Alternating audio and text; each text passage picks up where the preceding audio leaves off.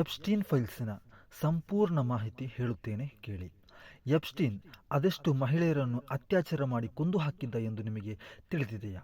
ಈ ಭೂಮಿಯಲ್ಲಿ ಅತಿ ಹೆಚ್ಚು ಪವರ್ಫುಲ್ ಆಗಿರುವಂತಹ ವ್ಯಕ್ತಿಗಳು ಕೂಡ ಈಗ ಎಪ್ಸ್ಟೀನ್ ಫೈಲ್ ಎಂಬ ಹೆಸರು ಕೇಳಿದಾಗ ಹೆದರಿ ಗಡಗಡ ನಡುಗುತ್ತಾರೆ.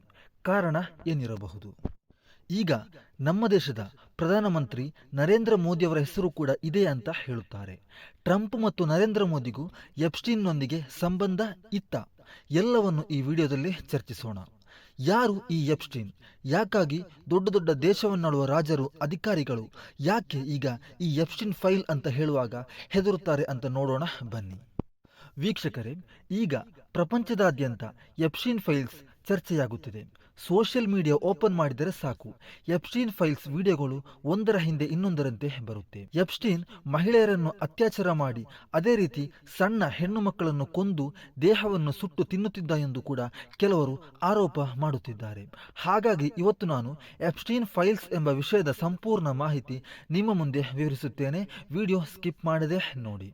Hello everyone, welcome back to Mangaluru voice Kannada YouTube channel.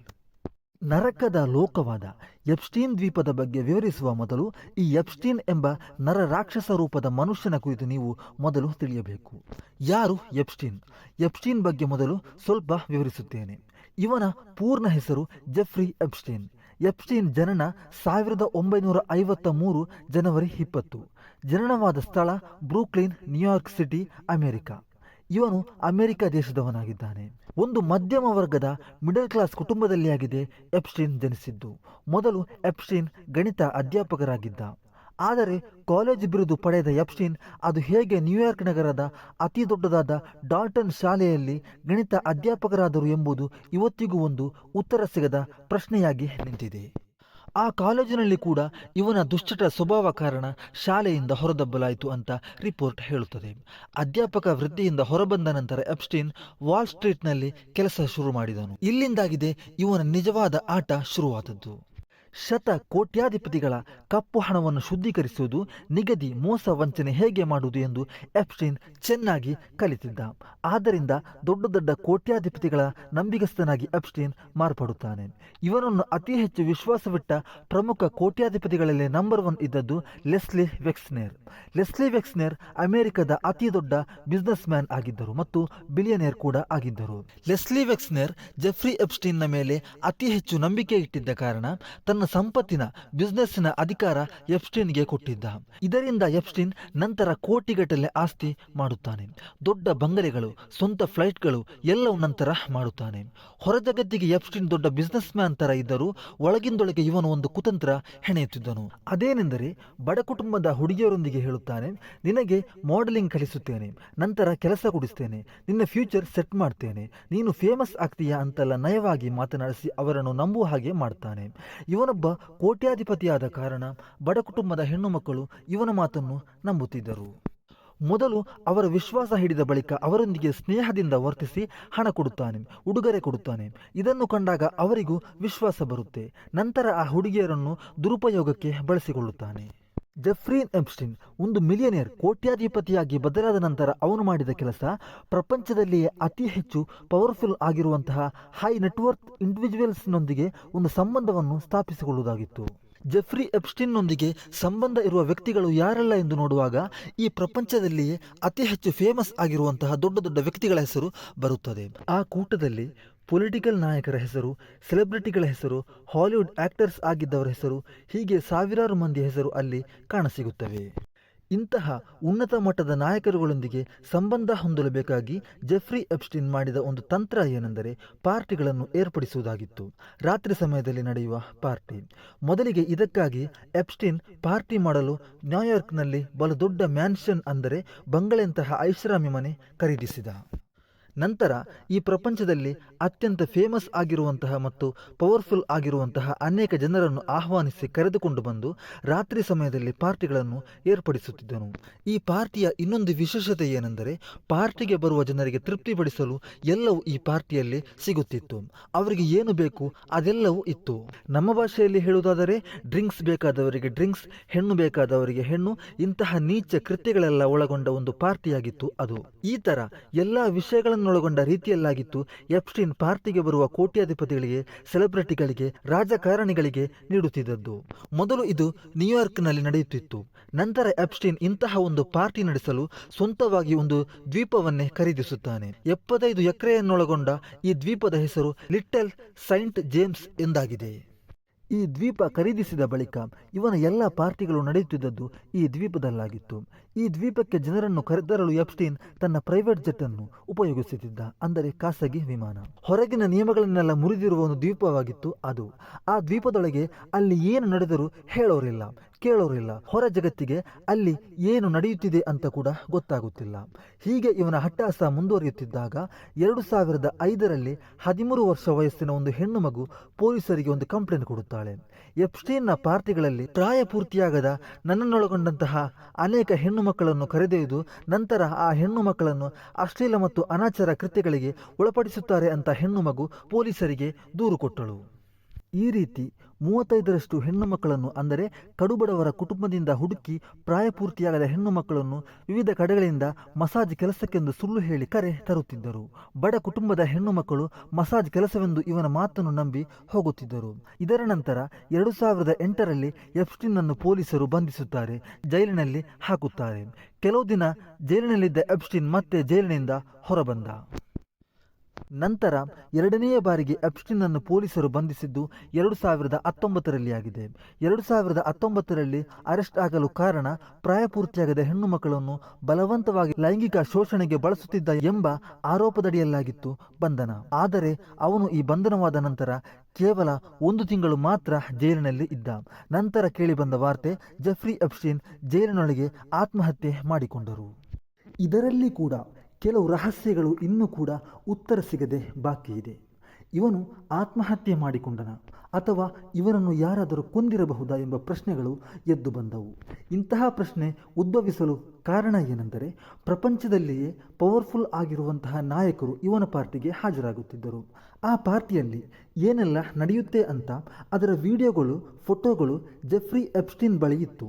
ಆ ಫೋಟೋ ವಿಡಿಯೋ ಸಾಕ್ಷಿಗಳನ್ನು ಮುಂದಿಟ್ಟು ದೊಡ್ಡ ದೊಡ್ಡ ವ್ಯಕ್ತಿಗಳನ್ನು ಎಪ್ಸ್ಟೀನ್ ಬ್ಲ್ಯಾಕ್ ಮೇಲ್ ಮಾಡುತ್ತಿದ್ದ ಅಂತ ಹೇಳಲಾಗುತ್ತಿದೆ.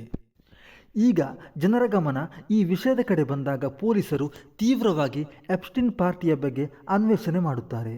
ಪೊಲೀಸರಿಗೆ ಈ ಅನ್ವೇಷಣೆಯಲ್ಲಿ 60 ಲಕ್ಷದಷ್ಟು ಪೇಜ್ಗಳಿರುವ ಡಾಟಾ ಫೈಲ್ಗಳು ಸಿಗುತ್ತೆ. ಈ ಫೈಲ್ಗಳನ್ನು ಪರಿಶೋಧಿಸಿ ನೋಡುವುದಾದರೆ ಇದರಲ್ಲಿ ವಾಯ್ಸ್ ರೆಕಾರ್ಡ್ಗಳಿವೆ, ವಿಡಿಯೋಗಳಿವೆ, ಇಮೇಲ್ ಚಾಟ್ಗಳು ಇದೆ, ಅದೇ ರೀತಿ ಫ್ಲೈಟ್ಗಳ ಬಗ್ಗೆ ಇರುವ ರಿಪೋರ್ಟ್ಗಳಿವೆ, ಅದೇ ರೀತಿ ಕೆಲವು ಪುಸ್ತಕಗಳು ಇವೆ, ಫೋಟೋಗಳಿವೆ. ಇಷ್ಟು ಮಾತ್ರ ಅಲ್ಲ, ಇನ್ನೂ ಕೂಡ ಇದೆ. ಇವೆಲ್ಲವನ್ನೊಳಗೊಂಡ 60 ಲಕ್ಷ ಪೇಜ್ಗಳನ್ನೊಳಗೊಂಡ ಒಂದು ಫೈಲ್ ಆಗಿದೆ ಎಪ್ಸ್ಟೀನ್ ಫೈಲ್. ಈಗ ನಾವು ಕರೆಯುವ ಪ್ರಪಂಚದ ಪವರ್ಫುಲ್ ವ್ಯಕ್ತಿಗಳು ಅಂತ ಹೇಳುವ ಜನರ ಡಾಟಾ ಫೈಲ್ಗಳು ಕೂಡ ಅದರ ಒಳಗೆ ಇದೆ.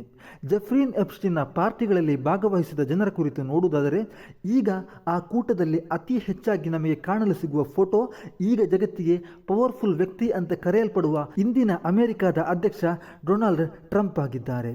1600 ಬಾರಿ ಈ ರಿಪೋರ್ಟ್ನಲ್ಲಿ ಡೊನಾಲ್ಡ್ ಟ್ರಂಪ್ ರವರ ಹೆಸರನ್ನು ಉಲ್ಲೇಖಿಸಲಾಗಿದೆ. 8 ಬಾರಿ ಎಪ್ಸ್ಟೀನ್ ಮತ್ತು ಡೊನಾಲ್ಡ್ ಟ್ರಂಪ್ ಒಂದೇ ವಿಮಾನದಲ್ಲಿ ಯಾತ್ರೆ ಕೈಗೊಂಡಿದ್ದಾರಂತೆ. ಈ ಫೈಲ್ನಲ್ಲಿ ಅತಿ ಹೆಚ್ಚು ಬಾರಿ ಬಂದ ಇನ್ನೊಂದು ಹೆಸರು ಬಿಲ್ ಗೇಟ್ಸ್. ಬಿಲ್ ಗೇಟ್ಸನ್ನು ಪರಿಚಯವಿಲ್ಲದವರು ಯಾರೂ ಕೂಡ ಇರಲಿಕ್ಕಿಲ್ಲ. ಅಮೆರಿಕಾದ ಅತ್ಯಂತ ದೊಡ್ಡ ಕೋಟ್ಯಾಧಿಪತಿ, ಬಿಲಿಯನೇರ್ ಆಗಿದ್ದಾನೆ ಬಿಲ್ ಗೇಟ್ಸ್. ಅದೇ ರೀತಿ ಮೈಕಲ್ ಜಾಕ್ಸನ್, ಅದೇ ರೀತಿ ಹಾಲಿವುಡ್ನಲ್ಲಿರುವ ಅನೇಕ ದೊಡ್ಡ ದೊಡ್ಡ ಸ್ಟಾರ್ಸ್ಗಳ ಹೆಸರು ಕೂಡ ಇದೆ. ಅದೇ ರೀತಿ ಬ್ರಿಟನ್ ರಾಜಕುಮಾರ ಆಂಡ್ರಿವ್ನ ಹೆಸರು ಕೂಡ ಇದೆ. ಪ್ರಪಂಚದಲ್ಲಿ ಅತಿ ದೊಡ್ಡ ಸೈಂಟಿಸ್ಟ್ ಆಗಿರುವ ಸ್ಟೀಫನ್ ಹಾಕಿಂಗ್ ಹೆಸರು ಕೂಡ ಉಲ್ಲೇಖವಿದೆ. ಇಂತಹ ಕ್ರೂರ ಘಟನೆಗಳು ನಡೆದಿದೆ ಅಂತ ಜನರಿಗೆ ತಿಳಿದಾಗ ಜನರ ಗಮನವೆಲ್ಲ ಜೆಫ್ರಿ ಎಪ್ಸ್ಟೀನ್ ಫೈಲ್ನ ಮೇಲೆ ಬೀಳುತ್ತೆ. ಎಪ್ಸ್ಟೀನ್ಗೆ ಸಂಬಂಧಿಸಿದ ಈ ಫೈಲ್ಗಳನ್ನೆಲ್ಲ ಸಾರ್ವಜನಿಕವಾಗಿ ಬಿಡುಗಡೆಗೊಳಿಸಬೇಕು ಎಂದು ಜನರು ಪಟ್ಟು ಹಿಡಿದಾಗ 1ನೆಯ ಹಂತದಲ್ಲಿ 2025 ಡಿಸೆಂಬರ್ನಲ್ಲಿ 30,000 ಪೇಜ್ಗಳನ್ನೊಳಗೊಂಡ ದಾಖಲೆಗಳನ್ನು ಸಾರ್ವಜನಿಕವಾಗಿ ಬಿಡುಗಡೆ ಮಾಡಲಾಯಿತು. ಇದಾದ ನಂತರ 2ನೆಯ ಹಂತದಲ್ಲಿ 2026 ಜನವರಿ ತಿಂಗಳಿನಲ್ಲಿ ಬಿಡುಗಡೆಗೊಂಡ ಪೇಜ್ 3.5 ಮಿಲಿಯನ್ ಅಂದರೆ 35 ಲಕ್ಷ ಪೇಜ್ಗಳನ್ನು ಸಾರ್ವಜನಿಕವಾಗಿ ಬಿಡುಗಡೆಗೊಳಿಸಲಾಯಿತು. ಈ ಫೈಲ್ನಲ್ಲಿ ಇಮೇಲ್ಗಳು, ತನಿಖಾ ವರದಿಗಳು, ಫೋಟೋಗಳು, 2 ಲಕ್ಷದಷ್ಟು ಫೋಟೋಗಳು, 2,000ಕ್ಕಿಂತಲೂ ಅಧಿಕ ವಿಡಿಯೋಗಳು, ಇನ್ನಿತರ ಹಲವಾರು ದಾಖಲೆಗಳು ಈ ಫೈಲ್ನಲ್ಲಿ ಒಳಗೊಂಡಿದೆ. ಲೇಟೆಸ್ಟ್ ಆಗಿ ಬಂದ ಎಪ್ಸ್ಟೀನ್ ಫೈಲ್ನಲ್ಲಿ ನರೇಂದ್ರ ಮೋದಿಗೆ ಸಂಬಂಧಿಸಿದ ಕೆಲವು ವಿಷಯಗಳು ಇದೆ ಅಂತ ಕೂಡ ಹೇಳಲಾಗುತ್ತಿದೆ. ಆದರೆ ಒಂದು ವಾಸ್ತವವನ್ನು ನೀವು ಅರಿಯಲೇಬೇಕು. ನರೇಂದ್ರ ಮೋದಿ ಎಪ್ಸ್ಟೀನ್ ದ್ವೀಪಕ್ಕೆ ಹೋಗಿಲ್ಲ. ಎಪ್ಸ್ಟೀನ್ ದ್ವೀಪಕ್ಕೂ ಮೋದಿಗೂ ಯಾವುದೇ ಸಂಬಂಧ ಇಲ್ಲ. ಅದನ್ನು ನೀವು ಸರಿಯಾಗಿ ಅರ್ಥ ಮಾಡಿಕೊಳ್ಳಬೇಕು. ಅದು ಅಲ್ಲದೆ ಎಪ್ಸ್ಟೀನ್ ಜೊತೆ ಯಾವ ಸಂಪರ್ಕ ಕೂಡ ನರೇಂದ್ರ ಮೋದಿಗೆ ಇಲ್ಲ. ಮತ್ತು ಹೇಗೆ ನರೇಂದ್ರ ಮೋದಿ ಅವರ ಹೆಸರು ಬಂತು ಅಂತ ನೋಡುವುದಾದರೆ 2017ರಲ್ಲಿ ಮೋದಿಯವರು ಇಸ್ರೇಲಿಗೆ ಭೇಟಿ ನೀಡಿದರು. ಭಾರತದಿಂದ ಇಸ್ರೇಲಿಗೆ ಭೇಟಿ ನೀಡಿದ ಮೊದಲ ಪ್ರಧಾನಿಯಾಗಿದ್ದಾರೆ ನರೇಂದ್ರ ಮೋದಿ. ಇದುವರೆಗೂ ಭಾರತದ ಮೊದಲ ಪ್ರಧಾನಿ ನೆಹರು ಅವರಿಂದ ಹಿಡಿದು ಮನಮೋಹನ್ ಸಿಂಗ್ ತನಕ ಯಾವ ಪ್ರಧಾನಿ ಕೂಡ ಇಸ್ರೇಲಿಗೆ ಭೇಟಿ ಕೊಟ್ಟಿರಲಿಲ್ಲ. ಮೋದಿ ಇಸ್ರೇಲಿಗೆ ಭೇಟಿ ಕೊಟ್ಟದ್ದು ಅಮೆರಿಕದ ಅಧ್ಯಕ್ಷರಿಗಾಗಿ ಎಂದು ಉಲ್ಲೇಖವಿದೆ ಅಂತ ತಿಳಿದು ಬಂದಿದೆ. ಈ ಆರೋಪವನ್ನು ಭಾರತ ಸರ್ಕಾರ ತಳ್ಳಿ ಹಾಕಿದೆ ಮತ್ತು ಇದು ಅಪರಾಧಿಯೊಬ್ಬನ ಸುಳ್ಳಿನ ಕಥೆಗಳು ಅಂತ ಕೂಡ ಹೇಳಿದೆ. ಇದನ್ನು ಬಿಟ್ಟರೆ ಉಳಿದ ಯಾವ ವಿಷಯ ಕೂಡ ಮೋದಿಯ ಕುರಿತು ಇಲ್ಲ. ಇನ್ನು ಒಂದು ಪ್ರಶ್ನೆ ಜನರಲ್ಲಿ ಇದೆ. ಎಪ್ಸ್ಟೀನ್ ದ್ವೀಪಕ್ಕೆ ಬಂದ ಪವರ್ಫುಲ್ ಜನರ ಫೋಟೋ ವಿಡಿಯೋ ಇಟ್ಟು ಬ್ಲ್ಯಾಕ್ ಮೇಲ್ ಮಾಡಿದ್ದಾನ? ಕೆಲವರು ಹೇಳುತ್ತಾರೆ ಜೆಫ್ರಿ ಎಪ್ಸ್ಟೀನ್ ಇಸ್ರೇಲಿನ ಮೊಸಾದಿನ ಏಜೆಂಟ್ ಆಗಿದ್ದರು ಎಂದು ಕೆಲವರು ಆರೋಪ ಮಾಡುತ್ತಾರೆ. ಹಾಗಾಗಿ ಎಪ್ಸ್ಟೀನ್ ಇಷ್ಟು ದೊಡ್ಡ ಕೋಟ್ಯಾಧಿಪತಿಯಾದರು. ಕಾರಣ ದೊಡ್ಡ ದೇಶದ ನಾಯಕರ ರಹಸ್ಯ ವಿಡಿಯೋಗಳನ್ನು ಇಟ್ಟು ಅವರನ್ನು ಬ್ಲ್ಯಾಕ್ ಮೇಲ್ ಮಾಡಿ ಬೇರೆ ದೇಶಗಳ ಮಾಹಿತಿಯನ್ನು ಪಡೆಯುತ್ತಿದ್ದನು ಅಂತ ಹೇಳಲಾಗುತ್ತಿದೆ. ಅಂದರೆ ನಿಮಗೆ ಅರ್ಥವಾಗುವ ರೀತಿಯಲ್ಲಿ ವಿವರಿಸುತ್ತೇನೆ. ಈಗ ಒಂದು ರಾಷ್ಟ್ರಕ್ಕೆ ಅಮೆರಿಕದ ಸಹಾಯ ಬೇಕು ಅಂತಾದರೆ ಆ ದೇಶದ ಅಧಿಕಾರಿಗಳು ಅಥವಾ ಅದಕ್ಕೆ ಸಂಬಂಧಪಟ್ಟ ಜನರು ಮೊದಲು ಭೇಟಿಯಾಗುವುದು ಎಪ್ಸ್ಟೀನ್ನನ್ನಾಗಿದೆ. ಎಪ್ಸ್ಟೀನ್ ಮೊದಲು ನೇರವಾಗಿ ಸಮಾಧಾನದಿಂದ ಅಮೆರಿಕದ ಅಧಿಕಾರಿಗಳೊಂದಿಗೆ ಮಾತನಾಡಿ ನೋಡುತ್ತಾನೆ. ಇನ್ನು ಅದು ಅವರು ಅಂಗೀಕರಿಸಲ್ಲ ಅಂತ ಗೊತ್ತಾದರೆ ಈ ಫೋಟೋ ವಿಡಿಯೋಗಳನ್ನು ಮುಂದಿಟ್ಟು ಬ್ಲ್ಯಾಕ್ ಮೇಲ್ ಮಾಡುತ್ತಿದ್ದ ಅಂತ ಹೇಳಲಾಗುತ್ತಿದೆ. ನಂತರ ಇನ್ನೊಂದು ರಾಜ್ಯಕ್ಕೆ ಬೇಕಾದ ಕಾರ್ಯಗಳನ್ನು ಸುಲಭವಾಗಿ ಮಾಡಿಕೊಡುತ್ತಿದ್ದ. ಇದರಿಂದ ಒಳ್ಳೆಯ ದುಡ್ಡನ್ನು ಕೂಡ ಪಡೆಯುತ್ತಿದ್ದ. ಈ ರೀತಿಯಾಗಿ ದುಡ್ಡನ್ನು ಸಂಪಾದಿಸುತ್ತಿದ್ದ. ವೀಕ್ಷಕರೇ, ಜೆಫ್ರಿ ಎಪ್ಸ್ಟೀನ್ನ ದ್ವೀಪ ನಿಜವಾಗಿಯೂ ಹೆಣ್ಣು ಮಕ್ಕಳಿಗೆ ಒಂದು ನರಕವಾಗಿತ್ತು. ಅದೆಲ್ಲವನ್ನು ನನಗೆ ವಿವರಿಸಲು ಆಗುತ್ತಿಲ್ಲ. ಅದರ ಅನೇಕ ವಿಡಿಯೋಗಳು ಫೇಸ್ಬುಕ್, ಇನ್ಸ್ಟಾಗ್ರಾಮ್ನಲ್ಲಿ ಇದೆ. ಆದರೂ ಚುಟುಕಾಗಿ ಹೇಳುತ್ತೇನೆ. ಬಡ ಕುಟುಂಬದ ಹೆಣ್ಣು ಮಕ್ಕಳಿಗೆ ಕೆಲಸ ಕೊಡ್ತೇವೆ, ದುಡ್ಡು ಕೊಡ್ತೇವೆ ಅಂತೆಲ್ಲ ನಂಬಿಸಿ ಆ ದ್ವೀಪಕ್ಕೆ ಕರೆದೊಯ್ದು ಪ್ರಾಯ ಪೂರ್ತಿಯಾಗದ ಹೆಣ್ಣು ಮಕ್ಕಳನ್ನು ಆ ದ್ವೀಪದಲ್ಲಿ ಬಲಾತ್ಕಾರವಾಗಿ ಲೈಂಗಿಕ ಶೋಷಣೆಗೆ ಒಳಪಡಿಸುತ್ತಿದ್ದರು, ಕ್ರೂರವಾಗಿ ಕೊಲ್ಲುತ್ತಿದ್ದರು. ಆ ದ್ವೀಪದೊಳಗೆ ಏನು ನಡೆದರೂ ಏನು ಮಾಡಿದರೂ ಹೇಳೋರು ಕೇಳೋರು ಯಾರೂ ಇಲ್ಲ. ಜನರನ್ನು ಕೊಂದು ಹಾಕಿದರೂ ಯಾರಿಗೂ ತಿಳಿಯಲ್ಲ. ಅದೆಷ್ಟು ಹೆಣ್ಣು ಮಕ್ಕಳನ್ನು ಮನಬಂದಂತೆ ಬಳಸಿ ಅತ್ಯಾಚಾರ ಮಾಡಿ ಕೊಂದು ಹೂತು ಹಾಕಿದ್ದಾರೆ. ಅದು ಅಲ್ಲದೆ ಕೆಲವರು ಈ ರೀತಿಯಲ್ಲಿ ಕೂಡ ಆರೋಪ ಹೊರಿಸುತ್ತಾರೆ. ಪ್ರಾಯಪೂರ್ತಿಯಾಗದ ಹೆಣ್ಣು ಮಕ್ಕಳನ್ನು ಕೊಂದು ಅವರ ಶರೀರವನ್ನು ಬೇಯಿಸಿ ತಿನ್ನುತ್ತಿದ್ದರು ಅಂತ ಕೂಡ ಕೆಲವರು ಆರೋಪ ಮಾಡುತ್ತಾರೆ. ಒಟ್ಟಾರೆಯಾಗಿ ಹೇಳುವುದಾದರೆ ಕೋಟ್ಯಾಧಿಪತಿಗಳಾದ ಶ್ರೀಮಂತರಿಗೆ ಆ ದ್ವೀಪ ಸ್ವರ್ಗವಾಗಿದ್ದರೆ ಬಡ ಕುಟುಂಬದ ಹೆಣ್ಣು ಮಕ್ಕಳಿಗೆ ಆ ದ್ವೀಪ ನರಕವಾಗಿದೆ. ಅದು ಅಲ್ಲದೆ ಮಹಿಳೆಯರನ್ನು ಬೇರೆ ಕಡೆಗಳಿಂದ ಕಿಡ್ನಾಪ್ ಮಾಡಿ ತರುತ್ತಿದ್ದರು ಎಂಬ ಆರೋಪಗಳು ಕೂಡ ಕೇಳಿಬರುತ್ತಿದೆ. ನಾನು ಇಲ್ಲಿಗೆ ಈ ವಿಡಿಯೋ ಕೊನೆಗೊಳಿಸುತ್ತೇನೆ. ಇನ್ನು ಇದೇ ರೀತಿಯ ಹೊಸ ಥ್ರಿಲ್ಲಿಂಗ್ ಸ್ಟೋರಿಯೊಂದಿಗೆ ನಿಮ್ಮ ಮುಂದೆ ಬರುತ್ತೇನೆ. ಹೊಸ ವೀಕ್ಷಕರು ಇದ್ದರೆ ಈ ಕೂಡಲೇ ನಮ್ಮ ಈ ಚಾನೆಲ್ ಸಬ್ಸ್ಕ್ರೈಬ್ ಮಾಡಿರಿ.